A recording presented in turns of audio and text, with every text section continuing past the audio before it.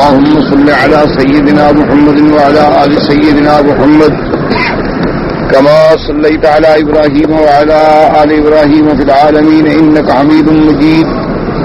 قال الله تبارك وتعالى في كلامه المجيد: أعوذ بالله من الشيطان الرجيم. بسم الله الرحمن الرحيم. لله ما في السماوات وما في الأرض وإن تبدوا ما في أنفسكم أو تخفوه يحاسبكم به الله فيغفر لمن يشاء ويعذب من يشاء والله على كل شيء قدير. قال المؤلف والمفسر رحمه الله تعالى: يخبر تعالى أن له ملك السماوات والأرض وما فيهن وما بينهن وأنه هو المطلع على ما فيهن لا تخفى عليه الظواهر ولا السرائر والضمائر وإن دقت وخفيت. وأخبر أنه سبحانه سيحاسب عباده على ما فعلوه وما أخفوه في صدورهم كما قال تعالى: قل إن تخفوا ما في صدوركم أو تبدوه يعلمه الله ويعلم ما في السماوات وما في الأرض والله على كل شيء قدير. وقال: يعلم السر وأخفى. والآيات في ذلك كثيرة جدا. اب مفسر رحمۃ اللہ علیہ ان آیات مبارکہ پر ارشاد فرماتے ہیں کہ اللہ پاک نے خبر دی کہ ان لہ ملک السماوات والارض، آسمانوں اور زمینوں کے ملک جو ہے وہ اللہ کے لیے ہے. وما فیہن، جو آسمانوں اور زمینوں میں ہے. وما بینہن، جو ان کے درمیان میں ہے، سب اللہ کے لیے ہے. اور ساتھ یہ بھی خبر دی وَأَنَّهُ الْمُطَّلِعُ عَلَى مَا فِيهِنَّ، جو کچھ کے آسمانوں اور زمینوں میں ہے اس کی اللہ کو خبر ہے. اللہ تبارک و تعالیٰ پہ کوئی چیز چھپی نہیں، چاہے تم ظاہر ہو چاہے چھپی ہوئی ہو، چاہے وہ ضمائر اور خیالات کے اندر بھی ہو تب بھی اللہ کے آگے چھپی ہوئی نہیں ہے. وَإِن دَقَّتْ وَخَفِيَتْ، چاہے وہ چیز کتنی ہی باریک اور کتنی ہی مخفی کیوں نہ ہو لیکن اللہ پہ مخفی نہیں. اور ساتھ یہ بھی اللہ نے خبر دی کہ اللہ تبارک و تعالیٰ اپنے بندوں کا حساب لیں گے. جو بندوں نے کیا ہے یا جو بندوں نے چھپایا ہے اس پر بھی حساب ہوگا. جیسے کہ اللہ تبارک و تعالیٰ نے دوسری آیات مبارک میں بھی ارشاد فرمایا کہ چاہے تم اپنے سینوں میں اپنے دلوں میں چھپاؤ یا ظاہر کرو، اللہ اس کو جانتے. اور جو کچھ آسمانوں اور زمینوں میں ہے اللہ اس کو بھی جانتے ہیں. اللہ ہر چیز پہ قادر ہیں.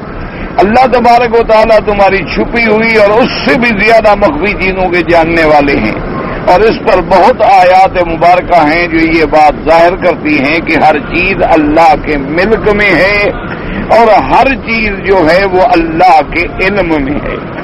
اس آیت میں یہ بھی آتا ہے کہ جو ہم کریں گے یا دل میں بھی چھپائیں گے اس پر حساب ہوگا.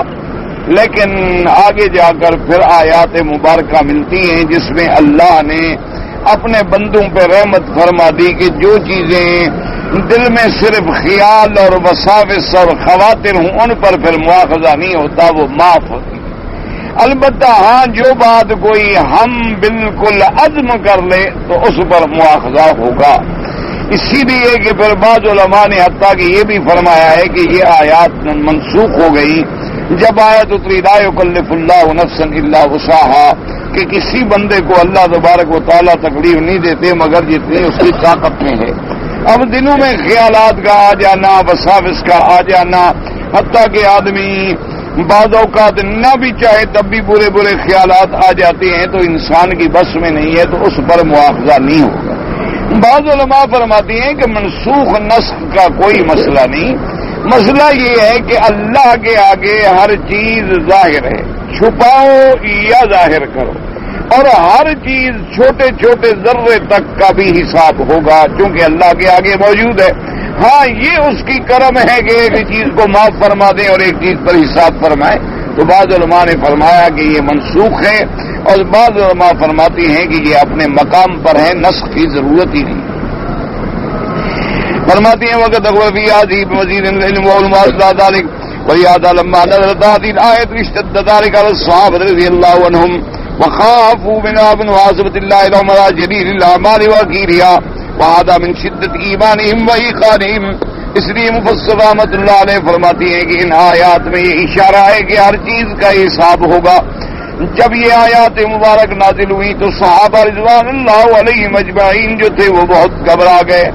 انہوں نے کہا کہ ہم حیران ہو گئے، اس بات سے ڈر گئے کہ ان کے بڑے اعمال ہوں، یہ چھوٹے چھوٹی چیزیں ہوں، سب پر حساب ہوگا.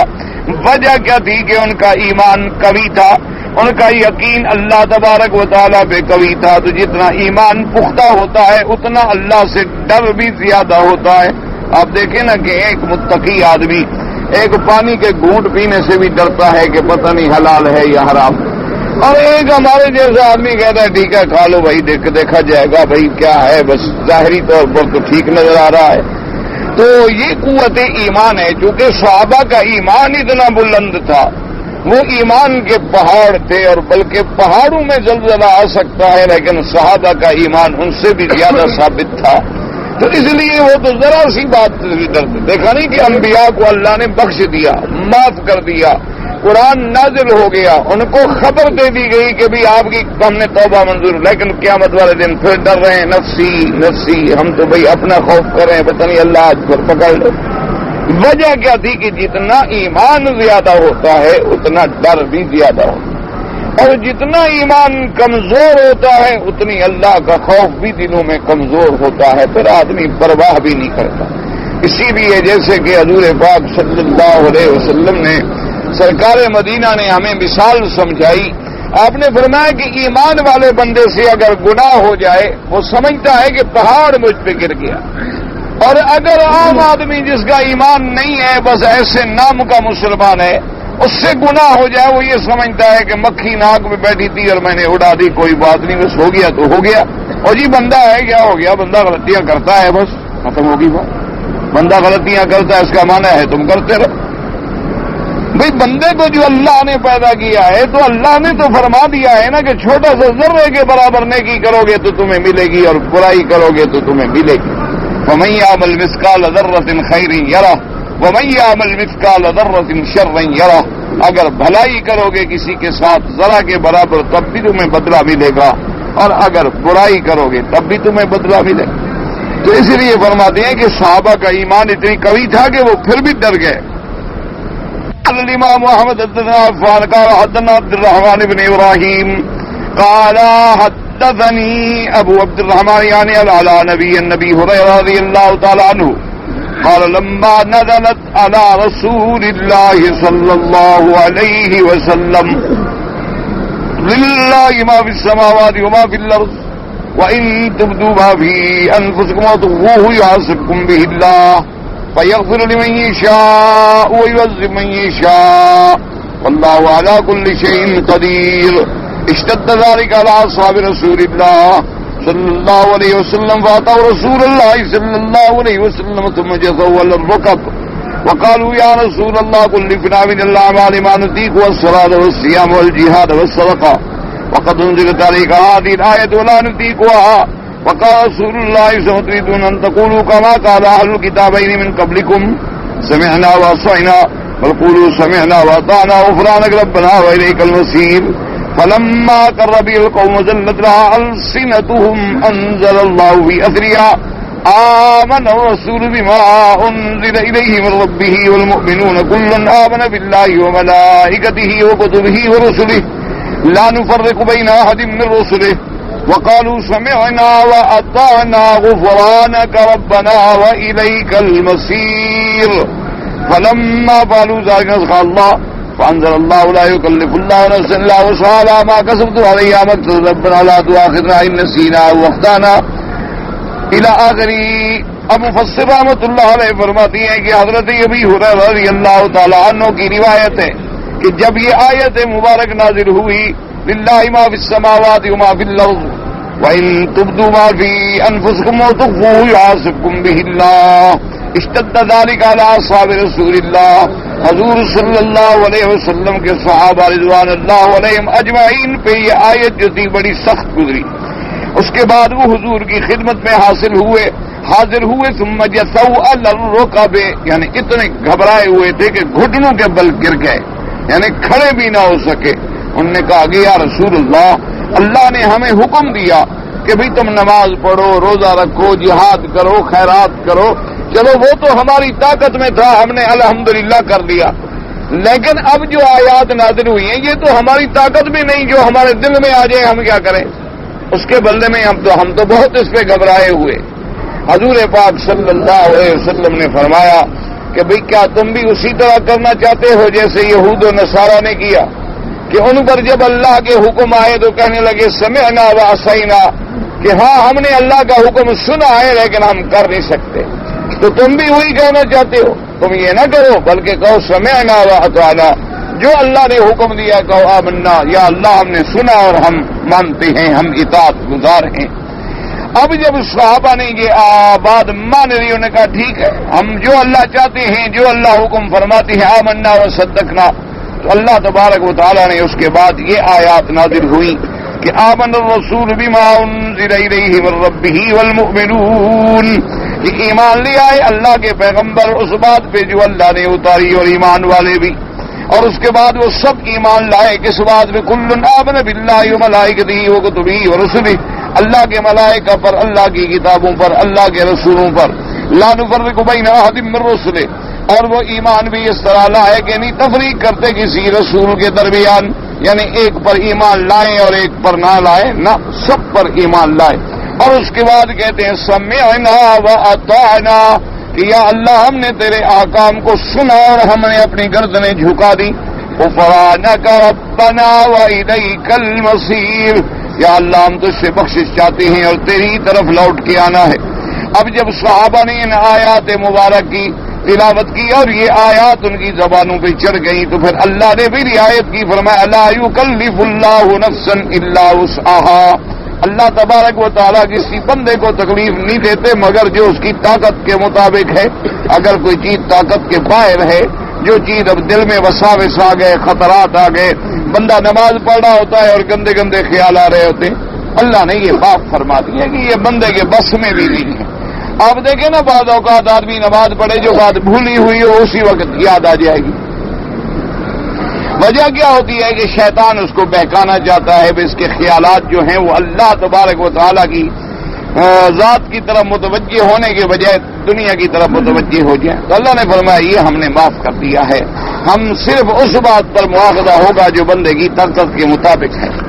اور اس کے بعد جناب اللہ نے دعا ربنا لا تؤاخذنا ان نسینا واخطانا، کہ پروردگار عالم ہم پہ مواخذہ نہ فرمانا اگر ہم بھول جائیں یا ہم سے خطا ہو جائے، تو اللہ نے پھر رعایت کی کہ رفع عن امتی الخطا والنسیان، اللہ نے فرمایا کہ حضور صلی اللہ علیہ وسلم کی زبان مبارک سے کہ اللہ تبارک و تعالیٰ نے میری امت پر وہ گناہ معاف کر دیے جو اس نے بھول کر کیے ہیں یا عمدن نہیں کیے بلکہ خطا کیے ہیں یا بھول گیا، وہ بھی اللہ نے معاف کر دیا۔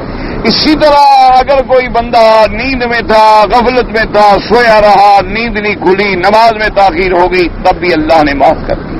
تو اللہ تبارک و تعالیٰ نے جب اس کے بندے ماننے پہ تیار ہو گئے تو اس کی رحمت جو تھی وہ بھی جوش میں آ گئی۔ ورواه مسلم منفردا به من حديث يزيد بن زريع بن القاسم على نبيه النبي هريرة رضي الله تعالى عنه فذكر مثله ولفظه فلما فعلوا ذلك سخط الله فأنزل الله لا يكلف الله نفسا إلا وسعها لها ما كسبت وعليها ما اكتسبت ربنا لا تؤاخذنا إن نسينا واخطأنا قال نعم ربنا ولا تحمل علينا إصرا كما حملته على الذين من قبلنا، یا اللہ ہم پہ کوئی ایسا بوجھ نہ رکھ دینا جیسا کہ ہم سے پہلی امتوں پہ رکھا گیا، یعنی پہلی امتوں پہ ایسے ایسے حکم آئے نا کہ توبہ تب قبول ہوگی کہ ایک دوسرے کو قتل کرو، تو 70,000 بنو اسرائیل قتل ہوئے، تو معمولی بات تو نہیں تھی۔ تو اللہ نے ہم پر کتنی رعایت کر دی کہ بس زبان سے دل سے توبہ کر لو، بس معاف کرنے کے لیے ہمیں تیار۔ اسی طرح جب انہوں نے نقل یاد کیا تو اللہ نے دور پہاڑ ان کے سروں پہ کھڑا کر دیا کہ مانتے ہو کہ ہم پہاڑ تم پہ گرا دیں، لیکن اللہ تبارک و تعالیٰ نے امت مصطفیٰ صلی اللہ علیہ وسلم پہ اپنی رحمتیں فرمائیں، اس لیے ہمیں دعا سکھلائی گئی کہ یہ دعا میں ربنا ولا تحمل علینا اصرا، ایسا بوجھ ہم پہ نہ رکھنا میرا مولا جو پہلی امتوں پہ رکھا گیا، ربنا ولا تحملنا ما لا طاقت لنا به، اور نہ ہم پر کوئی ایسا بوجھ رکھنا جس کی ہم طاقت نہ رکھیں، واعف عنا واغفر لنا وارحمنا انت مولانا فانصرنا علی القوم الکافرین، ہماری غلطیاں معاف فرما ہمارے گناہ معاف فرما دی، ہم پر رحم فرما، تو ہی ہمارا ولی و ناصر ہے، ہماری مدد فرما۔ قوم کافرین پر اللہ تعالی نے دعائیں منظور فرما لی۔ قال نعم، حدیث ابن عباس فی ذلک رضی اللہ تعالی عنہ قال الامام احمد حدثنا وکی قال حدثنا سفیان عادل بن سلیمان سمعت سعید بن جبیر عن ابن عباس قال لما نزلت هذه الآية وإن تبدوا ما في أنفسكم وتخفوه يحاسبكم به الله قال دخل قلوبهم منها شيء لم يدخل قلوبهم من شيء، یعنی ایسی بات ان کے دلوں میں آ گئی کہ اس سے پہلے ایسا ڈر نہیں آیا تھا، ڈر گئے کہ بھئی جو چیز ہم چھپا رہے ہیں دل میں اس پر بھی ہم پکڑے گئے تو پھر تو ہم نہیں بچ سکتے۔ قال فقال رسول الله صلى الله عليه وسلم قولوا سمعنا وأطعنا وسلمنا فألقى الله الإيمان في قلوبهم فأنزل الله آمن الرسول بما أنزل إليه من ربه والمؤمنون كلنا آمن بالله وملائكته وكتبه ورسله لا نفرق بين أحد من رسله قالوا وقالوا سمعنا وأطعنا غفرانك ربنا وإليك المصير إلى قوله تبارك وتعالى فانصرنا على القوم الكافرين وهكذا رواه مسلم عن أبي بكر أبي شيبة أبي قريب وإسحاق إبراهيم وسعد وكيع به وذات ربنا لا تؤاخذنا إن نسينا أو أخطأنا قال قد فعلت ربنا ولا تحمل علينا إصرا كما حملته على الذين من قبلنا قال قد فعلت ربنا ولا تحملنا ما لا طاقة لنا به قال قد فعلت واعف عنا واغفر لنا وارحمنا أنت مولانا فانصرنا على القوم الكافرين قال قد فعلت۔ اللہ نے سب دعائیں منظور فرما لی۔ اور اس کے بعد فرماتے ہیں طریق آخر عن ابن عباس قال الإمام أحمد حدثنا عبد الرزاق قال حدثنا معمر بن حميد الأعرج عن مجاهد قال دخلت على ابن عباس وقلت يا أبا عباس كنت عند ابن عمر رضي الله تعالى عنه فقرأ هذه الآية وبكى قال أية آية قلت وإن تبدوا ما في أنفسكم وتخفوه قال ابن عباس هذا حين أنزلت غمت أصحاب رسول الله غما شديدا وغازتهم غيظا شديدا، يعني وقالوا يا رسول الله هلكنا كنا نعبد ما تكلمنا بما نعمل وأما قلوبنا فليست بأيدينا فقال لهم رسول الله صلى الله عليه وسلم قولوا سمعنا وأطعنا فقالوا سمعنا وأطعنا قال وأسقط هذه الآية آمن الرسول بما أنزل إليه من ربه والمؤمنون كلنا آمن بالله لا إلى قوله تبارك وتعالى لا يكلف الله نفسا إلا وسعها ما كسبت عليها ما اكتسبت وتجوز لهم حديث النفس وأخذوا بالأعمال وجفت لهم عن حديث النفس وأخذوا بالأعمال۔ اب جناب فرماتی ہیں حضرت مجھے قال دخلت على ابن عباس، حضرت ابن عباس کی خدمت میں میں حاضر ہوا اور میں نے ان کی خدمت میں عرض کیا کہ یا ابا عباس کنت عند ابن عمر رضی اللہ عنہ، کہ میں حضرت عبداللہ ابن عمر کی خدمت میں تھا۔ فقرأ هذه الآية فبكى، حضرت عبداللہ ابن عمر نے یہ آیت تلاوت فرمائی اور رو پڑے، اور اس کے بعد جب یہ آیت اتری تو حضرت عمر بڑے روئے۔ حضرت ابن عباس نے فرمایا کہ ہاں میرے بھائی، جب یہ آیت اتری تھی تو تمام صحابہ غم میں مبتلا ہو گئے اور تمام صحابہ کو بڑا سخت تکلیف پہنچی کہ بھئی کوئی عمل جو ہمارے دل میں بھی خیال آئے ہم پکڑے جائیں تو پھر تو کوئی بھی نہیں بچ سکتا، دل میں خیال آنا تو ہمارے بس میں بھی نہیں ہے۔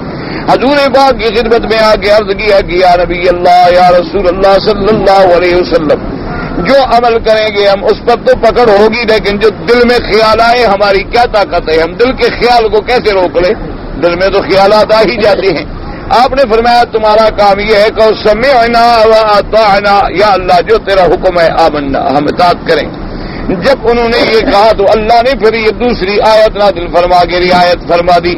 پھر اس کے بعد یہ فیصلہ ہوا قدرت کی طرف سے کہ جو دل میں خیال آئے وہ تو معاف ہے، لیکن اس پہ اگر عمل کرو گے تو پھر پکڑ ہوگی اور اس کے بعد تمہیں سزا دی جائے گی، کیونکہ خیالات دل میں آ جانا تو انسان کے بس میں بھی نہیں ہوتا، انسان کی طاقت میں بھی نہیں ہوتا، اور خیالات جو ہیں وہ آتے رہتے ہیں۔ اللہ معاف کرے۔ طریق اخران قال جرير الدني يونس قال اخبرنا ابن وهب قال اخبرني يونس بن يزيد عن ابن شهاب عن سعيد بن مرجان سمعه يحدث انه بينما هو جالس مع عبد الله بن عمر ترى هذه الايه لله ما في السماوات ما في الارض وان تبدوا ما في انفسكم وتخفوه يحاسبكم به الله فيغفر لمن يشاء ويعذب من يشاء والله على كل شيء قدير فقال والله لئن وغضنا الله بهذا لنهلكن۔ اس کے بعد جب انہوں نے یہ آیت پڑھی تو کہنے لگے کہ اگر بھئی ہم دل کے خیال پہ بھی پکڑے گئے پھر تو ہم برباد ہو گئے، ہلاک ہو گئے۔ ثم بکا ابن عمر رضی اللہ عنہ، اس کے بعد حضرت ابن عمر رو پڑے حتی سمع نشیجہ، ان کے رونے کی جو آواز تھی وہ بھی سنی گئی، یعنی اتنا روئے کہ ان کے رونے کی چیخیں نکل گئی، آواز آ گئی۔ قال ابن عمر جاءكم تطاعتم بل قدر ما قال عمر ما فعل حين تراها وقال ابن عباس يغفر الله نبي عبد الرحمن الامری لقد مسونا حين نزلت نسمع عبد الله بن عمر. انہوں نے کہا کہ مجھے یہ بات یاد ہے، مجھے قسم ہے کہ جب یہ آیت اتری تھی تو سب صحابہ کو ایسے تکلیف ہوئی تھی جیسے ان کو ہوئی. فانزل اللہ تعالی بعدها لا يكلف الله نفسا الا وسعها. آخر سورہ قال ما كان هذه الوسوسة في مراد في نبيها وصلى ذلك الله تعالى ان للنفس ما كسبت وعليها ما اكتسبت في القول والفعل. اس کے بعد حضرت ابن عباس نے فرمایا کہ یہ وسوسہ جو ہے جو دل میں آتا ہے اس کی ہمارے پاس طاقت نہیں. اب اللہ نے فیصلہ کر دیا کہ اگر زبان سے کوئی برا لفظ کہو گے تو اس کا بھی حساب ہوگا، اگر تم پھر اس پہ عمل بھی کرو گے اس کا بھی حساب. دل میں برا خیال آیا، نہ تم نے زبان سے کہا نہ عمل کیا، وہ اللہ نے معاف کر دیا. طریق مفا قال میں جریر التسنیم سنہ قال ادنا عیسیٰ قال ادنا یزید ہارون سفیان بن حسین وہی امثال النباء قرا قل من تبدوا ما في انفسكم اور تقوا یعصمکم به اللہ فدمعت عیناہ، ان کی آنسوں سے آنکھیں بھر گئیں، رونے لگ گئے. فبلغ سنیہ ابن عباس قال یا حمد اللہ عبد الرحمن، یہ ان کی کنیت تھی. لقد صنع كما صنع اصحاب رسول اللہ صلی اللہ علیہ وسلم، جیسے یعنی جب یہ آیت اتری تو صحابہ بھی رو پڑے تھے، انہوں نے بھی اسی طرح کیا. حين مسخط آیا الذي بعدها لا يكلف الله الا وسعها هذه ترك سيد عن بعض مكسرين وكما سرين باسم. قال البخاري رحمه الله تعالى حدثنا إسحاق حدثنا روح قال حدثنا شعبة قال عزان الوان الأصغر رجل صاحب النبي صلى الله عليه وسلم ابن عمر وإن تبدوا ما في أنفسكم وتخفوه قال نسخط الله الذي بعدها. وهكذا روان علي رسول وقابل الأحبار الشافعي النخي محمد بن قابل القضي وكوسيني بينه وقتالا أنها منسوخة بالذي بعدها. یہ آیت منسوخ ہوئی اور سلم اربع الجماعت بھی قدم ستن طریقتا تھا. عن زرارة بن ابي اوفى نبي قال قال ان الله جاء ذي امتي وحدث بي صحابہ تكلم وتعمل. حدیث پاک میں آیا کہ حضور پاک نے فرمایا اللہ تبارک و تعالی نے میری امت پہ رعایت فرما دی ہے کہ جو چیز ان کے دلوں میں آئے لیکن وہ زبان سے نہ کہیں یا عمل نہ کریں تو اللہ پاک نہیں پکڑیں گے. وفي الصحيحين من حديث سفيان بن عبد الزناد بن ابي هريره رضي الله تعالى عنه قال قال رسول الله قال اذا هم عبدي بسيئة فأكتبوا عليه فإن بلا وكتبوا سيئة واذا هم بحسنة فلم يعملها فاكتبوا حسنة فإن عملها فاكتبوا عشرا. لفظ مسلم وهو في افراد من تيس وان جابر الله نبي رضي الله تعالى عنه رسول الله صلى الله عليه وسلم قال. اب جناب فضل رحمت اللہ علیہ فرماتی ہیں صحیحین کے اندر حدیث ہے، یعنی بخاری اور مسلم کے اندر یہ حدیث مبارک ہے. حضرت ابی ہریرہ روایت فرماتی ہیں کہ حضور پاک نے فرمایا اللہ تبارک و تعالی فرماتی اذا هم عبدی بسیئۃ فلا تکتبوها، یعنی اللہ کا کرم دیکھیں. اللہ فرماتی ہیں کہ اگر میرا بندہ دل میں کسی برائی کا ارادہ کرے، حکم دیتے ہیں فرشتوں کو کہ نہ لکھو، ارادہ نہ لکھو. وَإِنْ عَمِلَ بِهَا، اگر وہ اس پر برائی کا ارادہ کیا دل میں پھر اس پہ عمل بھی کیا، حکم ہوتا ہے ایک برائی لکھو، اس نے ایک گناہ کیا ایک لکھو. اچھا اسی طرح اللہ پاک فرماتے ہیں وَإِنْ هَمَّ بِحَسَنَةٍ فَاكْتُبُوهَا، اگر میرا بندہ دل میں نیکی کا ارادہ کرے، اچھے کام کا صرف ارادہ کرے کہ بھئی آج میں نماز پڑھنے کے بعد طواف کروں گا، تو ارادہ کرے، اللہ فرماتے ہیں اس کی نیکی کا ارادہ لکھ لو، یہ ارادہ بھی لکھ لو، اور اگر اس پہ عمل کرے تو پھر 10 گنا ثواب لکھ لو. یعنی اللہ کا کتنا کرم ہے کہ اگر برائی کا ارادہ کرے تو نہ لکھو، معاف کر دو، اگر کرے تو پھر ایک لکھو، اگر نیکی کا صرف ارادہ بھی کر لے تو حکم ہوتا ہے لکھ لو. اسی لیے آپ نے دیکھا نا یہ ہمارے تبلیغی جماعت کے بھائی کہتے رہتے اچھا بھائی آپ نے جانا نہیں ہے، نیت تو کر لو، ارادہ تو کر لو، ارادہ کر لو، نیت کر لو، ارادے لکھوا لو. وہ اسی صحیح حدیث پہ عمل کرتے ہیں کہ چلو بھائی اگر یہ نہ بھی جا سکے تو ثواب تو شروع ہو گیا نا اس کا، اس نے نیت بھی کر لی، ارادہ بھی کر لیا، لکھوا لیا. وہ اسی صحیح حدیثوں پہ عمل کرتے ہیں کہ اگر پھر اللہ نے توفیق دے دی تو سبحان اللہ اس کو 10 گنا ثواب مل جائے گا، اگر نہ ملا تو نیت کا ثواب تو ملتا رہے گا نا. اس لیے ایک روایت میں آتا ہے کہ نیت المؤمن خیر من عملہ، کہ مومن کی نیت جو ہے وہ اس کے عمل سے بھی بہتر ہوتی ہے کہ ہر وقت اچھی نیت رکھے، اچھا ارادہ رکھے. اللہ تبارک و تعالیٰ اس کو اس کی نیت کے مطابق جو ہے وہ ثمر عطا فرما دے. تو یہ اللہ کا بندوں پہ کرم ہے. اچھا، اسی طرح حدیث میں آتا ہے کہ دو فرشتے ہیں، ایک دائنے ہاتھ پہ، ایک بائیں کندھے پہ.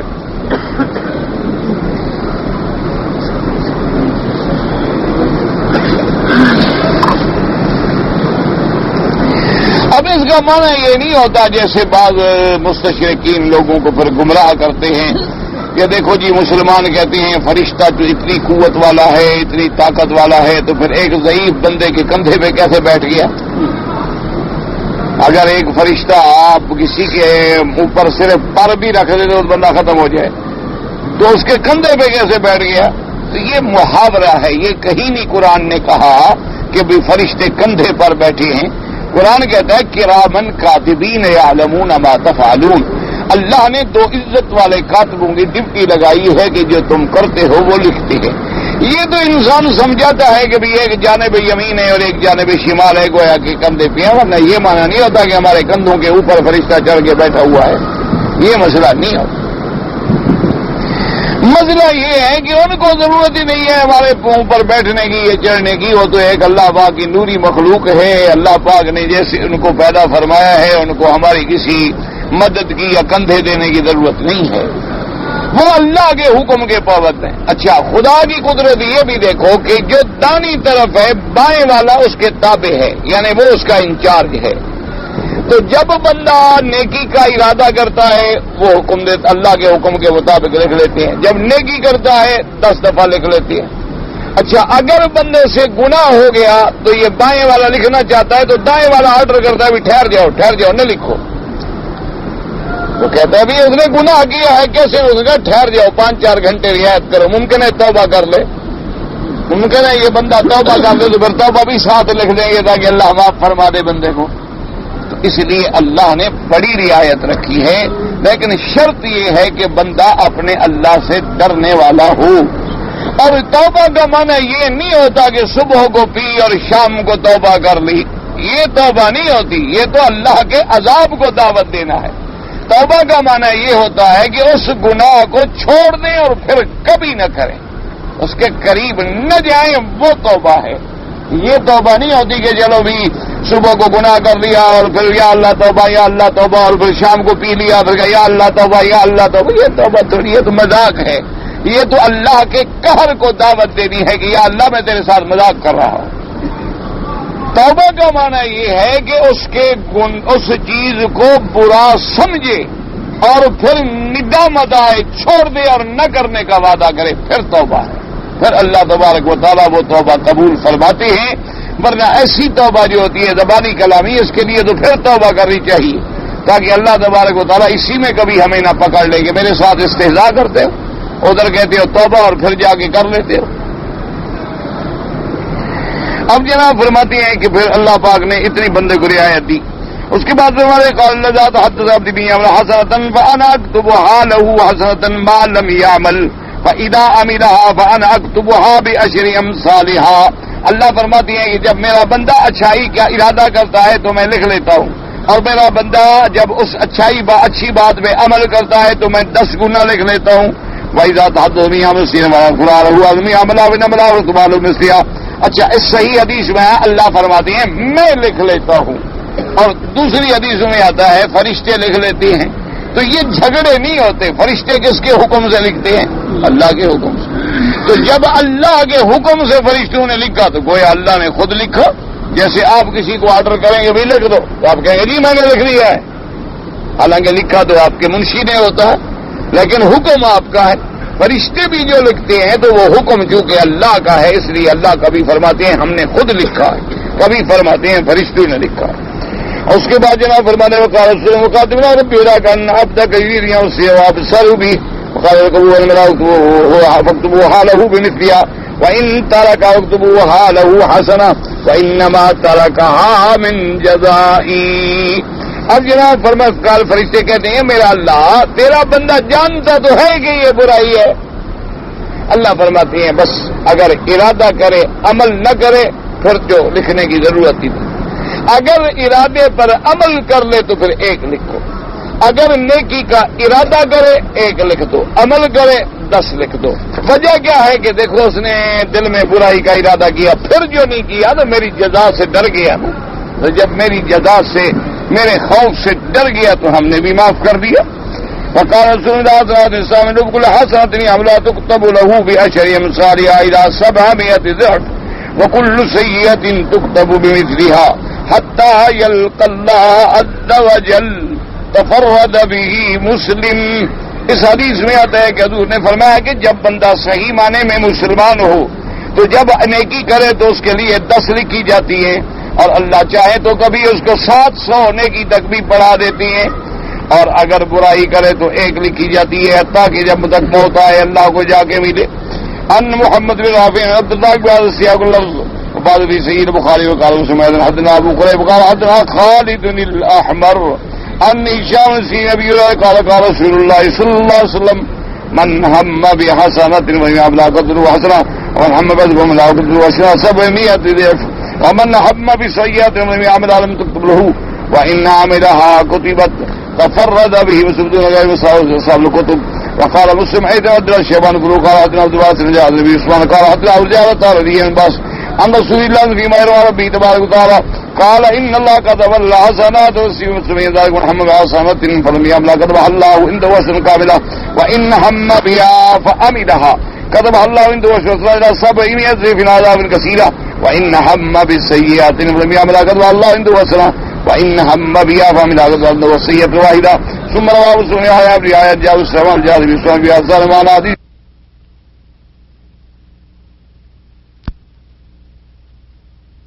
اپنے آپ کو خود برباد کر رہا ہے ورنہ تو اللہ تبارک و تعالی نے تو اس کو اتنی رحمت کے ساتھ موقع دیے تھے کہ وہ اپنے آپ کو بچا لے اور پھر اگر ساری زندگی گناہوں میں گزر جائے لیکن اللہ کے دروازے پہ گر کے توبہ کر لے تو سارے گناہ اللہ معاف کرنے پہ تیار ہے. اب اس کے بعد جناب فضل رحمۃ اللہ علیہ فرماتی ہیں وفی حدیث صحیح نبی ہریرہ قال جاء ناس من اصحاب رسول اللہ صلی اللہ علیہ وسلم وقالوا انا نجد في انفسنا ما يتعاظم احدنا يتكلم به قال وقد جئتموه قالوا نعم قال ذاك صريح الايمان. لفظ مسلم وهو عند مسلم من تقرام نبی صاحب ہریرہ رسول اللہ به. اس حدیث پاک میں آیا کہ کچھ صحابہ حضور کی خدمت میں حاضر ہوئے اور انہوں نے آ کے عرض کیا کہ یا رسول اللہ صلی اللہ علیہ وسلم بعض اوقات ہمارے دلوں میں ایسی باتیں آ جاتی ہیں ایسی باتیں آتی ہیں کہ ہم ڈر جاتے ہیں کہ ہم تو برباد ہو. یعنی نعوذ باللہ دل میں بری بری باتیں آ جاتی ہیں نبی کے خلاف صحابہ کے خلاف اللہ کے خلاف. اللہ معاف کرے شیطان ایسے ایسے وسوسے بھی ڈال دیتا ہے نا چھوڑا وہی کیا خدا ہے کیا ہے کافروں کو یہ مل گیا اور ہمیں کچھ نہیں ملا. اللہ معاف کرے بس یہ حالات آ گئے تو ہم تو آپ نے فرمایا اچھا ایسی باتیں آتی ہیں ڈرتے ہو تم. صاحب نے کہا ہاں فرمایا یہی تو ایمان کی دلیل ہے. ایمان نہ ہوتا تو کیوں ڈرتا. جب ڈر رہا ہے تو اس کا معنی ہے کہ اس کے اندر ایمان ہے. وہ ڈر رہا ہے نا کہ میں اپنے اللہ کے بارے میں ایسے خیالات نہ رکھوں. یہی تو ایمان کی علامت ہے یہی تو ایمان کی دلیل ہے. ایسی باتوں پہ اللہ نہیں پکڑتے. اللہ تبارک و تعالیٰ بات فرما دے. اچھا بعض علماء نے بزرگوں نے اللہ والوں نے ایک طریقہ لکھا ہے شیطان کے وسوسے سے بچنے کا. پہلی چیز تو یہ ہے کہ شرعاً یہ عقیدہ رکھے کہ جو دل میں برا خیال آتا ہے جب اللہ نے معاف کر دیا ہے بات ہی ختم. جب یہ یقین ہے کہ بھئی برے خیال آ رہے ہیں ٹھیک ہے آتے رہے اللہ نے معاف کر دیے ہیں. جب اللہ نے اس پر ہمارا مواخذہ نہیں کرنا تو شیطان جو زور لگا سکتا ہے لگائے. ٹھیک.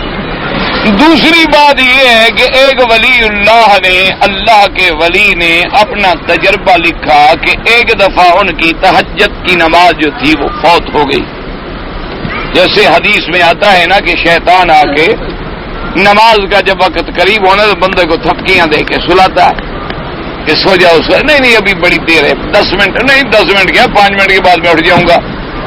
تو حتیٰ کہ جب بندہ سو جاتا ہے غافل ہو جاتا ہے نماز کا وقت نکل جاتا ہے تو شیطان اس کے کان میں پیشاب کرتا ہے کہ دیکھو تم اسی قابل ہو جو خدا کا سجدہ نہیں کیا. تو شیطان تمہارے کان میں پیشاب کے برابر سمجھتا ہے اور وہ چلا جاتا. اچھا اب جناب یہ ہے کہ وہ اللہ کے ولی تھے نیند آ گئی تہجد نہ پڑھ سکے. صبح کو جب اٹھے فرض نماز پڑھی اور سارا دن روتے رہے کہ یا اللہ مجھ سے کون سا گناہ ہو گیا آج میں تہجد سے محروم ہو گیا، اور سارا دن پھر نفلوں میں گزار دیا کہ بھئی رات کی تہجد جو رہ گئی ہے اس کا میں کوشش کروں۔ سارا دن جتنا وقت ملا نفل نفل نفل پڑھ رہے ہیں، ذکر کر رہے ہیں، توبہ کر رہے ہیں، نفل پڑھ رہے ہیں، ذکر کر رہے ہیں۔ رات آ گئی، رات کو جب سوئے تہجد کا وقت آیا تو شیطان نے 5-10 منٹ پہلے آگے جگایا، اٹھو اٹھو نماز پڑھو۔ جب اٹھے انہوں نے کہا ہاں ابلیس ہو، شیطان ہو؟ انہوں نے کہا ہاں۔ انہوں نے کہا کیوں جگانے آ گیا؟ انہوں نے کہا تم نے جو دن میں 200 نفل پڑھی اس سے تو بہتر ہے کہ یہی 4 رکعتیں پڑھ لو۔ تم نے دن میں جو عبادت کر کر کے ستیہ ناز کر دیا ہے میرا، اس سے بہتر ہے کہ یہی 4 رکعتیں جو پڑھتے ہو یہی پڑھا کرو بس۔ تو اس لیے بزرگوں نے لکھا ہے کہ اگر کوئی شیطان کے حملے کو روکنا چاہے تو ایک طریقہ یہ ہے کہ مثلا آپ 2 رکعت پڑھ رہے تھے، شیطان نے وسوسہ ڈالا چھوڑو یار بازار چلتے ہیں سودا لینا ہے اس کو ملنا ہے، 2 رکعت اور پڑھ، اور نماز میں وسوسہ ڈالے تم سیدھا اور لمبا کر دو، وہ اور وسوسہ ڈالے تم اور لمبا کر دو، وہ بھاگ جاتا ہے، وہ کہتے ہیں یہ تو گلے پڑ گیا، یہ تو اللہ کی عبادت چھوڑتا نہیں، وہی تھوڑی کرتا تھا وہی بہتر ہے، اس کو وہی تھوڑی کرنے دو، اس کو میں جتنا چھیڑتا ہوں یہ تو اور آگے بڑھتا جا رہا ہے۔ تو ایک طریقہ شیطان کو بھگانے کا یہ بھی ہے کہ جب وہ برائی سے باز نہیں آتا تو تم اچھائی سے باز کیوں آؤ؟ وہ اپنی برائی پہ لگا رہے تم اپنی نیکی پہ لگے رہو، تو وہ پھر خود بخود جو ہے راستہ چھوڑ دیتا ہے۔ یہی وجہ ہوتا ہے نا کہ حضور پاک سے پوچھا صحابہ نے کہ یا رسول اللہ صلی اللہ علیہ وسلم، اللہ پاک نے جو ہر بندے کے ساتھ ایک شیطان لگایا ہے آپ کے ساتھ بھی ہے؟ آپ نے فرمایا ہاں میرے ساتھ ہے، ولکنہ اسلم، لیکن وہ اسلام لے آیا، وہ مسلمان ہو گیا، وہ مجھے کوئی بری بات کہہ ہی نہیں سکتا، وہ خود ہی ٹھیک ہو گیا تو کیا بری بات کہے؟ تو اللہ والے جو گناہوں سے محفوظ ہو جاتے ہیں اس کی وجہ یہی ہوتی ہے کہ وہ عبادت کر کے اپنے نفس کو اور شیطان کو اتنا ذلیل کر دیتے ہیں کہ پھر ان کے قریب نہیں آتے۔ ایک طریقہ جو ہے شیطان کے حملوں سے بچنے کا یہ ہے کہ نماز پڑھے وسوسہ ڈالے تم اور لمبی کرو، تم تو سبحان ربی الاعلی 3 دفعہ پڑھتے ہو، شیطان نے وسوسہ ڈالا تم 5 دفعہ پڑھ لو، پھر وسوسہ ڈالے 7 دفعہ پڑھ لو، پھر ڈالے 11 دفعہ پڑھ لو، پھر ڈالے 21 دفعہ پڑھ لو، تم بڑھاتے چلے جاؤ کہ ٹھیک ہے تم جتنا مجھے خراب کرو گے میں اور اللہ کا ذکر کروں، تو نتیجہ یہ نکلتا ہے کہ آدمی شیطان کے حملوں سے بچ جاتا ہے۔ اللہ تبارک و تعالی آپ کو بھی بچائے، ہمیں بھی بچائے۔ اور اس کے بعد جناب فرماتے ہیں حضرت مسلم حدیث مغیرہ ابراہیم عبداللہ قال رسول اللہ علیہ وسلم، ان صحابہ نے پوچھا کہ یا رسول اللہ ہمارے دلوں میں یہ جو وسوسات ہے، فرمایا دل کا صریح الایمان، یہ ایمان کی علامت ہے۔ فقال علی بن ابی طالب تدعو فی نفسکم وتقول اعظم بالله ان لم تفسخ ولكن الله يجمع الخلائق يوم القيامة يقول إني يخرج ما أخفيتم في أنفسكم ما لا يطلع عليه ملائكتي فأما المؤمن يخرج ويغفر لهم ما يحدثوا به أنفسهم وقول يعصم به الله يقول يخبركم وما الشك ولا يخرج ما أخفى في التكفير ولا يخرج من شاء ويزوي شاء قال هذا ذكركم أي من الشك والنفاق وضربوا في الزاك نبي من هذا۔ اب بعض علماء فرماتی ہیں کہ یہ آیت منسوخ نہیں ہوئی، یہ آیت اسی طرح موجود ہے۔ انہوں نے فرمایا کہ قیامت والے دن جب ساری مخلوق اللہ کے دربار میں حاضر ہوگی، اللہ اپنے بندے ایمان والوں کو بلائیں گے، فرمائیں گے دیکھو یہ جو تم نے عمل کیے یہ لکھے، یہ جو تم نے دل میں برے برے خیال لائے تھے میرے فرشتوں کو بھی پتہ نہیں لیکن مجھے پتہ ہے، لیکن میں نے معاف کر دیا۔ اور جو کافر ہوں گے ان کے جو دلوں میں نفاق و شک تھا اس پہ اللہ ان کو پکڑ لے۔ مانا یہ ہے، یہ مانا نہیں کہ یہ آیت منسوخ ہو گئی، یہ آیت اپنی جگہ ہے۔ فَيُحَاسِبْكُمْ بِهِ اللَّهُ کا مانا یہ ہے کہ يُخْبِرُكُمْ بِهِ اللَّهُ، اللہ تمہیں خبر دیں گے قیامت والے دن کہ میرے بندے تم نے دل میں بھی یہ خیال کیے تھے، یہ نہ کہنا مجھے پتہ نہیں، مجھے پتہ ہے لیکن ہم نے تمہیں معاف کر دیا۔ قال ابن جرير مجاوزاك نحوه وعن ناظر بسین قال یہ محکمۃ لم تنسخ، انہوں نے کہا یہ آیت محکمہ ہے۔ مختار اور ابن جریر رحمۃ اللہ علیہ نے بھی اسی قول کو پسند کیا کہ یہ آیت محکمہ ہے، منسوخ نہیں ہوئی۔ اور محاسبے کا معنی جو ہے یہ نہیں ہوتا کہ عذاب بھی ہو، حساب علیحدہ چیز ہے، عذاب علیحدہ، جیسے آتا نا کہ اللہم حاسبنی حسابا یسیرا، حدیث میں دعا ہے، حضور نے سکھلائی کہ یا اللہ ہمارا حساب آسان فرما دے. تو وہ حساب کیا ہوتا ہے کہ بندہ پیش ہوا، جیسے دیکھیں نا آپ کسی کریم کے سامنے پیش ہوتے ہیں، وہ کہتا ہے کہ جناب 5 اور 10 اور 15 اور 20 اور 15 اور 2 اور 4 اور 5 آپ کے ذمہ لگ گئے، تو چل چھوڑو معاف کیا. تو وہ بھی ایک حساب تو ہو گیا لیکن معافی مل گئی. اب ہوتا ہے مناقشہ کہ یہ عمل تم نے کیوں کیا، بس یہ ہوگا تو پھر عذاب آ جائے گا. منوقشہ عذبا، جب اللہ تبارک و تعالیٰ کے ہاں اس پر سوال ہو گیا کہ تم نے یہ کام کیوں کیا تھا، تو پھر اس کے بعد جو ہے پھر ہلاک ہونا آگے. ایک حساب ہو گیا، عرض یسیر ہو گیا، اللہ کے آگے پیشی ہو گئی، اعمال سامنے آ گئے، اللہ نے معاف فرما دیا. تو ابن جریر رحمت اللہ علیہ نے یہی قول راجح قرار دیا کہ المحاسبۃ لا تلزم المعاقبہ، کہ محاسبے کے ساتھ جو ہے یہ ضروری تو نہیں ہے کہ پھر عذاب اور عقاب بھی ہو. وَأَنَّهُ تَعَالَىٰ قَدْ يُحَاسِبُ وَيُغْفِرُ وَقَدْ يُحَاسِبُ وَيُعَاقِبُ، کیونکہ اللہ تبارک و تعالیٰ کبھی حساب فرمائیں گے اور معاف کر دیں گے، کبھی حساب فرمائیں گے اور عذاب دیں گے.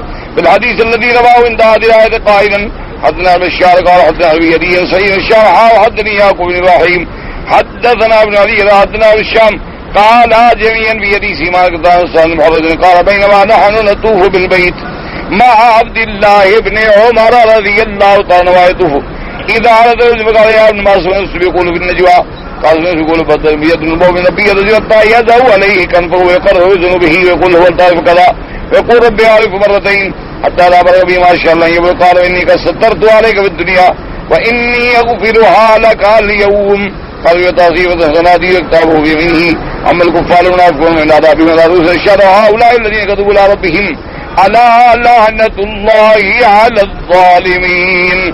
فرماتی ہیں کہ جناب ہم طواف کر رہے تھے اللہ تبارک و تعالیٰ کی کعبے کا حضرت عبداللہ ابن عمر کے ساتھ، اور وہ بھی طواف فرما رہے تھے کہ ایک آدمی جو ہے حضرت ابن عمر کی خدمت میں حاضر ہوا اور اس نے کہا کہ یا ابن عمر، اے عبداللہ ابن عمر، ما سمعت رسول یقول فی النجوى، کہ قرآن میں جو آتا ہے نجوہ کا معنی ہوتا ہے سرگوشی کرنا، تو اس کا کیا مطلب ہے؟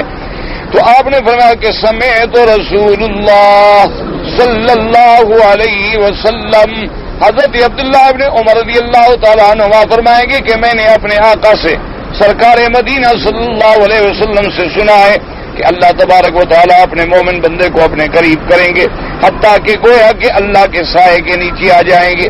وَيُقَرِّرُهُ بِذُنُوبِهِ، اس کے بعد اللہ تبارک و تعالیٰ اپنے بندے کو فرمائیں گے تم نے یہ گناہ کیا، یہ گناہ کیا، یہ گناہ کیا، یہ گناہ کیا. کہے گا ہاں میرا اللہ میں نے کیا. اللہ فرمائے اچھا جاؤ ہم نے معاف کیا. تو اللہ معاف فرما دیں گے. اس کے بعد اس کے دائیں ہاتھ میں اس کو صحیفہ اعمال مل جائے گا. اما الکفار والمنافقون، یعنی اللہ اپنے مومن بندے کو قیامت میں بھی رسوا نہیں کریں گے. فرمائیں گے دنیا میں تم سے گناہ ہوا میں نے پردہ دیا، آج بھی اللہ اس کو خفیہ پوچھیں گے. لیکن کافر اور منافق جو ہوں گے ان کے لیے اعلان کر دیا جائے گا ہؤلاء الذین کذبوا علی ربہم، یہ وہ لوگ ہیں جنہوں نے اپنے رب پہ بھی جھوٹ بولا. الا لعنت اللہ علی الظالمین، پس آج ان کے لیے اللہ کی لعنت ہے، اللہ کی رحمت سے بعد ہے. اس کے بعد حدیث مخرج میں صحیح وغیرہ متعدد کتاب بھی یہ حدیث صحیحین کے اندر ہے اور بڑے اس کے طرق ہیں اور متعدد راستے ہیں، متعدد اسانید ہیں. وقال ابن نبی آدم نبی قال حدثنا سلیمان بن حرب قال حدثنا مالك بن نبيه قال سألت عن عائشة رضي الله عنها حكم الله وقال ما سألني عنها أحد منذ سألت رسول الله صلى الله عليه وسلم وقال هذه وعد الله العبد وما يصيب الحمى والنكبة بذات بيده وفي يد كمه فيفقدها فيفزع لا سمعت في زبنته حتى إنه من يخرج من ذنوب الطبر الأحمر كذا رواه الترمذي كما سلمت به وقال الترمذي غريب لا يعرف إلا من حديثه قلت الشيخ ولي بن زيد يغرب في رواياته وهو يروي به محمد بن عبد الله عائشة وليس هذا في الكتب سواه. اب ایک روایت میں یہ بھی آتا ہے کہ فرماتی ہیں کہ ان علی بن زید ان ابی زید، وہ کہتی ہیں کہ میں نے بی بی عائشہ سے یہ سوال پوچھا وَإِن تُبْدُوا مَا فِي أَنفُسِكُمْ أَوْ تُخْفُوهُ يُحَاسِبْكُمْ بِهِ اللَّهُ، یہ کیا چیز ہے؟ انہوں نے کہا کہ تم نے مجھ سے یہ سوال پوچھا ہے جب سے میں نے حضور پاک سے پوچھا تھا اس کے بعد مجھ سے کسی نے نہیں پوچھا. ہذہ مبایعۃ اللہ علی العبد، یہ بندے کی اللہ تبارک و تعالیٰ سے اطاعت ہے. وما یصیبہ من الحمى، بندے کو جو بخار آ جاتا ہے، کوئی تکلیف نقبہ پہنچ جاتی، مصیبت پہنچ جاتی ہے. والبضاعۃ فی یدہ، اور کوئی چیز اپنے بازو میں، اگلے عرب کے بازو ہوتے تھے بڑے بڑے، تو سامان اسی میں ڈال کے نیچے سے باندھ دیتے، تو کوئی چیز اس میں ڈالی اور بھول گیا، ڈھونڈ رہا ہے، پریشان ہو رہا ہے، اس پر بھی اللہ اس پر رحمت کر دیتے ہیں، اس کی مصیبتیں اور گناہ جو ہیں وہ معاف فرما دیتے ہیں. حتیٰ کہ وہ ایسے نکلتا ہے اپنے گناہوں سے کما یخرج التبر الاحمر، جیسے کہ سونے کو آگ میں ڈالو تو خالص ہو کے نکل آتا ہے. تو اللہ اپنے بندوں کے گناہ جو ہیں، کبھی کانٹا لگ گیا معاف کر دیا، بخار آ گیا معاف کر دیا، سر میں درد ہو گیا معاف کر دیا، کوئی چیز رکھ کے بھول گیا بیچارہ پریشان ہو رہا ہے، اسی پریشانی میں معاف کر دیا، تو اللہ پاک اس کو صاف کر کے پیش کرتے ہیں قیامت والے دن. لیکن یہ روایت جو ہے، حدیث جو ہے غریب ہے، کیونکہ اس کی سند جو ہے اس کے اندر زید بن جدعان ہے، وہ ضعیف ہے اور بڑی بڑی غریب روایات کرتا رہتا ہے. اور اس کے بعد جو ہے اس نے جو روایت کی ہے ان امرات ابی ہے، اس کے والد کی عورت سے ام محمد امیہ بنت عبداللہ، اس کے علاوہ اور روایت کوئی اس کے علاوہ نہیں ملی. اور اس روایت میں بھی غرابت ہے، کیونکہ اس کا ایک راوی جو ہے علی بن زید بن جدعان وہ ضعیف ہے، اور اس کی عادت ہے کہ وہ اس قسم کی غریب روایتیں نقل کرتے رہتے ہیں. واللہ اعلم وعلمہ اطل.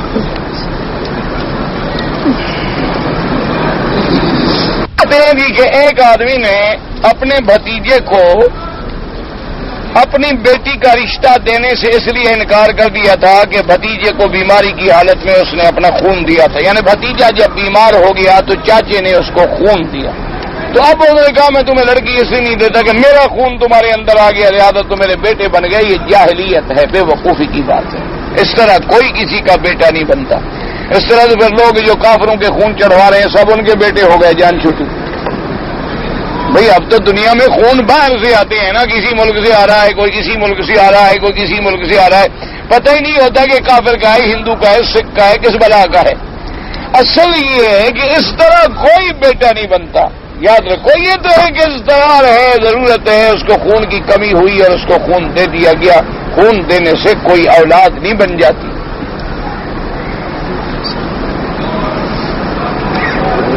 3 سال کی عمر میں میری چچی نے مجھے ایک مرتبہ اپنا دودھ جو ہے وہ پیالی میں پلا دیا تھا.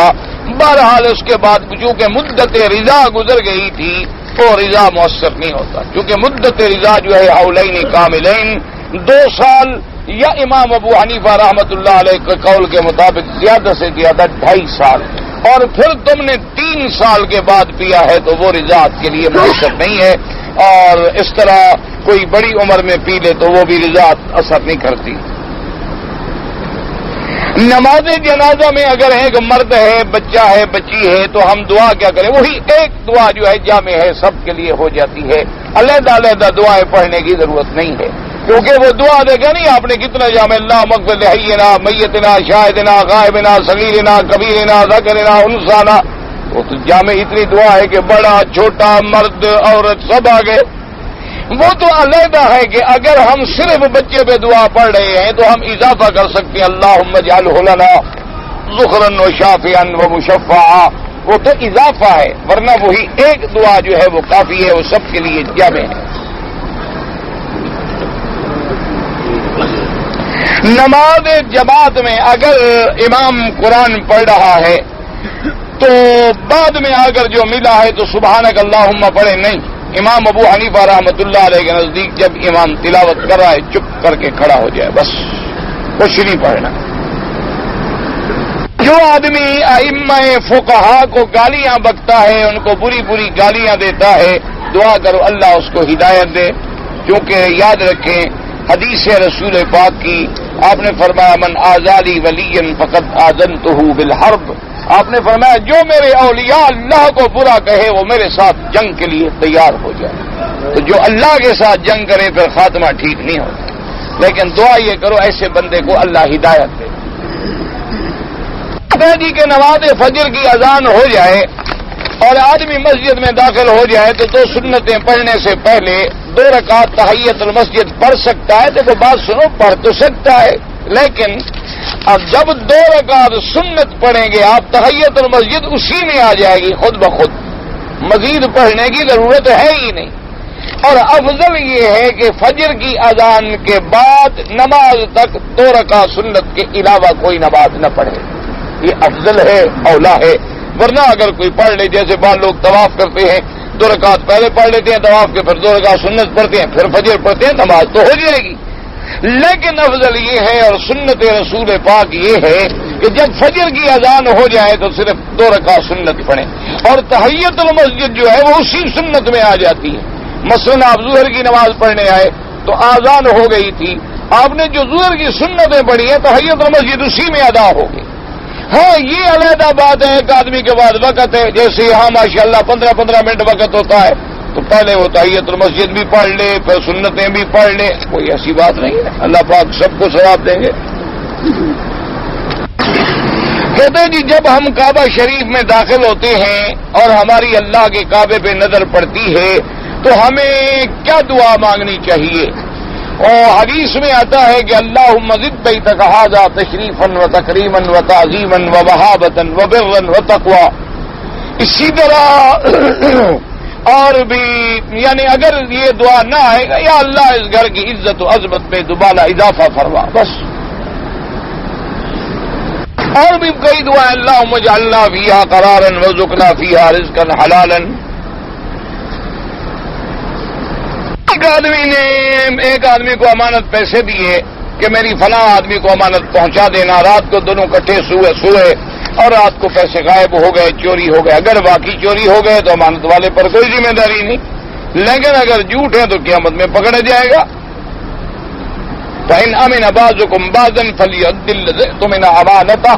اللہ نے فرمایا اگر کوئی تم پر امین سمجھ کے کچھ چیز دے تو امانت ادا کرو، یہ تو نہیں ہے کہ امانت کھا جاؤ۔ اگر آدمی نے مثلا 10,000 کی چیز لی ہے امانت، 5,000 قرضہ دیا، 5,000 مل گیا تو فوراً امانت واپس کرے، اور کیا کب کرے کیسے کرے کیا مطلب؟ جب اس کے پیسے آ گئے اس کی امانت جو رہن رکھا ہے واپس کرے۔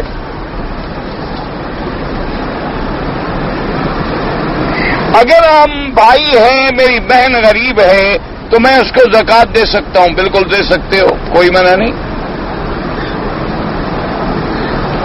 ایک آدمی نے اپنی بیوی کو طلاق دیا تھا، پھر حلالہ نہیں کیا اور دوبارہ نکاح کر دیا، تو کیا اس کے ساتھ کھانا پینا جائز ہے؟ کھانا پینا تو خیر کافر کے ساتھ بھی جائز ہے۔ سوال یہ ہے اب کیا پتا اس نے 1 طلاق دیا تھا، 2 طلاق دیا تھا، حلالے کی ضرورت بھی تھی کہ نہیں تھی، صورت حال کیا تھی؟ صرف تمہارا فتویٰ لگ گیا، تمہارا فتویٰ تو معتبر نہیں ہے، اگر ہے تو وہ اللہ کے یہاں گناہگار ہے، زنا کر رہا ہے پھر۔ لیکن سوال یہ پیدا ہے کہ باقی اللہ جانے اس کی 1 طلاق ہو، اس کی 2 طلاقیں ہوں، اللہ جانے اس نے 3 طلاقیں دی ہی نہیں ہے، یا اس نے 1 مجلس میں طلاق دی اور حدیث علماء کے نزدیک وہ 1 واقع ہوتی ہے، تو اس لیے فوراً فتویٰ نہ لگا دے آدمی کے بس دوسرا گناہگار ہے۔ مثل مشہور ہے کہ اپنا شاطیر نظر نہیں آتا، دوسرے کا دن کا بھی نظر آ جاتا ہے۔ میں یہاں مکے میں رہتا ہوں، اگر میں عمرہ کرنا چاہوں تو میں اپنے کپڑے کا گھر سے پہنوں یا مسجد میں جا کے پہنوں؟ گھر سے پہنو، کہیں پہنو، نیت وہیں سے کرو گے۔ کپڑے پہننے سے تو کچھ بھی نہیں ہوتا، ویسے 2 چادریں پہن کے پھرتے رہو تو کیا ہو جائے گا؟ عمرہ ہو جائے گا؟ عمرہ تو نہیں ہوگا، عمرہ ہوگا نیت کے بعد۔ کپڑے چاہے تم اپنے گھر سے پہن کے چلے جاؤ، وہاں جا کے 2 رکعت پڑھ کے نیت کر کے آ جاؤ، کوئی مسئلہ نہیں، یا وہاں جا کے پہنو جیسے آسانی ہو۔ اگر آدمی یہاں ایک حاجی ہے اور حاجی کو عرفات میں احتلام ہو گیا تو کیا ہوگا؟ عرفات میں احتلام کیسے ہو گیا؟ اس کو رات تو ہوتی نہیں، یا دن میں سو گیا ہوگا بیچارہ۔ بہرحال اگر احتلام ہو جائے کوئی حرج نہیں، نہ اس کے حج میں کوئی نقص ہے، اس کے بس میں ہوئے تو شیطانی خیال ہے، نیند میں آ گیا، کیا ہو گیا؟ اٹھ کے غسل کر لے، نہا لے بس۔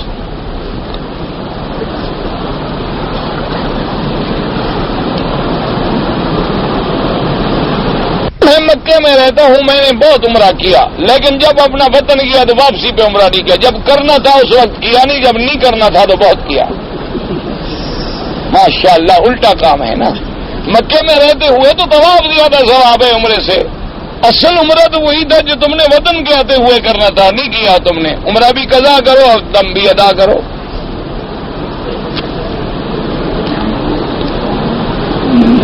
عورت جو ہے جی لا تنتقب المرأة ولا تلبس القفازین، یعنی حالت عمرے میں کہ چہرے پہ کپڑا بھی نہ ڈالے اور ہاتھوں پہ دستانے بھی نہ چڑھائے، یعنی حالت عمرے میں، حالت احرام میں. لیکن مرد سامنے آ جائیں تو کپڑا لٹکا سکتی ہے، جیسے کہ بی بی عائشہ فرماتی ہے کہ جب لوگ ہمارے سامنے آتے تو سدلنا علی وجوہنا، ہم اپنے چہروں پر چادر لٹکا لیتی تھی، جب مرد دور ہو جاتے تو پھر چادر ہٹا لیتے.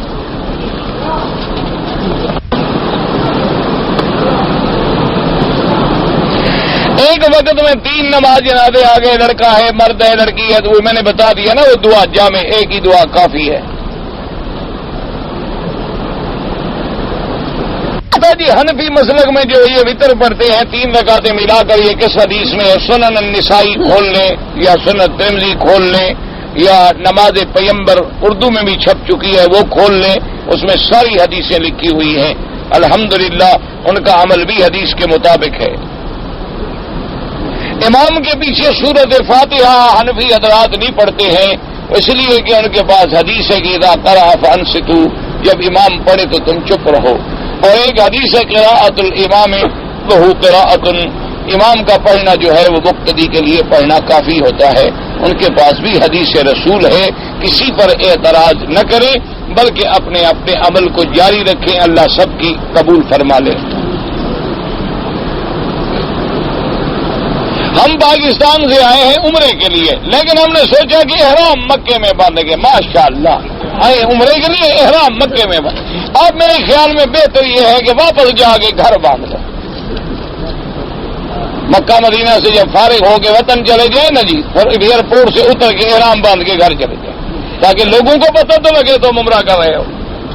اللہ کے بندے، احرام تم نے کراچی سے یا ایئرپورٹ سے جہاں سے آئے ہو وہاں سے باندھنا تھا، نہیں باندھا. عمرہ بھی قضا کرو اور ایک دم بھی ادا کرو.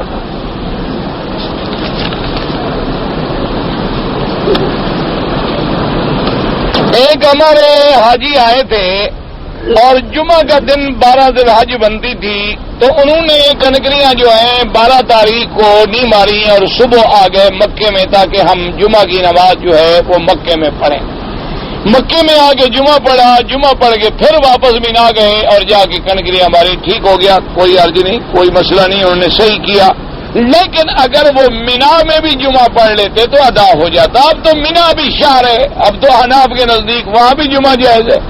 وہ تو پہلے دور میں فتوے تھے جب مینا کچھ نہیں تھا، وہاں صرف اسی دن خیمے لگتے تھے ورنہ کچھ نہیں. اب تو مینا شہر ہے، بازاریں ہیں، مکے سے مل گیا ہے. تم نے تکلیف کی اور حد حرم میں بھی داخل ہے، یعنی تمہیں وہی ثواب ملتا جو حرم میں ملا ہے. لیکن بہرحال تم نے حرم میں پڑھا، کعبے میں پڑھا، واپس جا کے کنکری ہماری، ٹھیک ہے، کوئی بات نہیں، بالکل صحیح کیا ہے تم نے بھی، کوئی غلطی نہیں کی تم نے. لیکن تکلیف کی یہ مجھے نہیں سمجھ آیا. وہ نے سسر پر الزام لگایا کہ میرے ساتھ زیادتی کی ہے. اگر سسر نے بہو کے ساتھ زیادتی کی تو نکاح تو ختم ہو گیا، اولاد کا ختم ہو گئی بات. باقی یہ ہے کہ دلائل سے ثابت ہونا چاہیے، ثبوت ہو، ایسے نہیں کہ صرف زبان سے کہہ دیا جائے.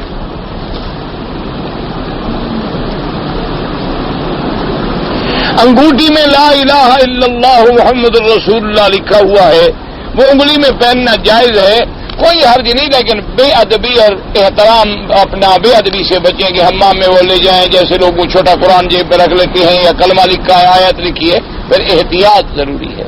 اور انگوٹھی بھی سونے کی نہیں ہونی چاہیے. افضل یہ ہے کہ تم اپنا نام لکھ کے پہنو، کیونکہ اللہ رسول کے نام لکھنے سے بے ادبی کا ضرور خطرہ ہوتا ہے. ہم اتنی احتیاط نہیں کر سکتے. میں نے عمرہ کر کے اپنے بال خود کاٹ لیے، کوئی دم واجب نہیں، ٹھیک ہے، کوئی حرج نہیں. میں گاڑیاں قسطوں پر فروخت کرتا ہوں، جو رقم جمع ہوتی ہے کوئی گاڑیاں خرید کے فروخت کرتا ہوں تو زکوٰۃ تو سال کے بعد دیں گے. اب ہر مہینے نہیں، ایک مہینہ مقرر کر لیں سال کا. جب سال کا راؤنڈ پورا ہو جائے تو جو تمہارے پاس نفع ہے خرچے کے بعد اس پر زکوٰۃ دے دو. اسی بیماری کے لیے قرآن پاک کی کون سی آیت سورت فاتحہ جو ہے اس کا نام شافیہ بھی ہے، تو اسی کو پڑھ کے دم کیا کریں، پیا کریں، شفا ہوگی انشاءاللہ۔ وسعت رزق کے لیے کون سا ذکر کریں؟ سورت الواقعہ پڑھا کریں، دن میں بھی رات میں بھی، جو آدمی پڑھتا ہے اللہ اسے کبھی بھوکھا نہیں مارتے۔ خضاب لگانا یا کالی مہندی لگانا بالکل ناجائز ہے، لیکن اس میں اگر سرخ مہندی ملا لیں دور سے تو کالی نظر آئے گی، لیکن قریب میں وہ براؤن ہوگی، وہ ٹھیک ہے۔ مرد اور عورت کی نماز پڑھنے میں کیا فرق ہے؟ مرد آگے ہوگا، عورت پیچھے ہوگی۔ مرد سبحان اللہ کہہ سکتا ہے، عورت نہیں کہہ سکتی۔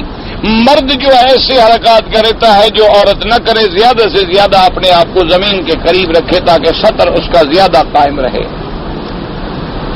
ایک مولوی کہتا ہے امام صاحب ابو حنیفہ کا تو 8-10 حدیثیں آتی تھی، چلو وہ مولوی جانے اس کی عاقبت جانے، اس مولوی کو تو شکر ہے حدیثیں آتی ہیں نا،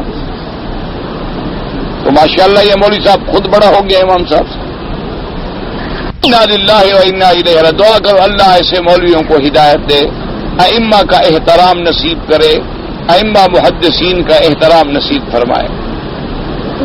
قرآن پڑھنے کے لیے وضو شرط نہیں ہے، پھر کہہ دے گا نماز کے لیے بھی ضروری نہیں ہے، ایسے مولویوں کا کیا اعتبار ہے؟ یہی تو نتیجہ نکلتا ہے اماموں کی مخالفت کرنے کا کہ پھر آدمی بھٹکتا ہے، پھر اپنی رائے پہ آتا ہے نا، پھر جب ایک مسئلہ سمجھ نہ آیا، غلطی لگی، ٹھوکر لگی، اور جو کسی استاد سے پوچھتا ہے وہ ٹھوکروں سے بچ جاتا ہے، یہی فائدہ۔ دیکھو نا، ایک کام تم خود کرنا شروع کر دو، بغیر مربی کے کبھی مربع نہیں بنتا۔ ویسے قرآن یاد بغیر وضو کے پڑھ سکتے ہیں، ہاتھ لگانا منع ہے۔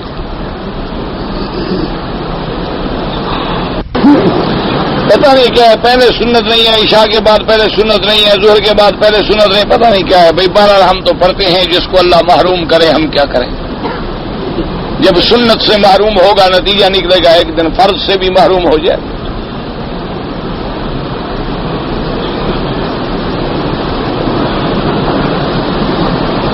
جہل کا قبلہ ہے اور پتہ نہیں وہاں ابو حنیفہ کا مذاہب جھوٹا ہے، بس جو کہتا ہے ٹھیک کہتا ہے، اللہ اس کو ہدایت دے بس۔